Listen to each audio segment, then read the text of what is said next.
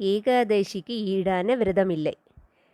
பெருமாளின் பாதத்தை அடைய பலவிதமான வழிமுறைகள் உண்டு. அதில் ஒன்றுதான் உண்ணாமல் உறங்காமல் அவரது சிந்தனையில் ஈடுபடுதல்.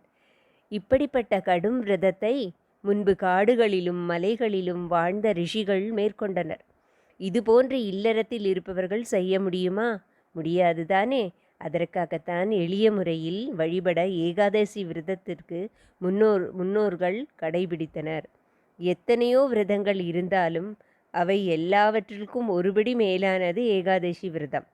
காயத்ரி மந்திரத்திற்கு நிகரான மந்திரம் இல்லை. காசியை மிஞ்சிய தீர்த்தம் இல்லை. ஏகாதசிக்கு ஈடான விரதமில்லை என்பது பெரியோர்களின் வாக்கு. சகல பாவங்களை போக்கும் சக்தி ஏகாதசி விரதத்திற்கு உண்டு. இவ்விரதத்தை மேற்கொண்டால் அஸ்வமேத யாகம் செய்த புண்ணியம் கிடைக்கும்.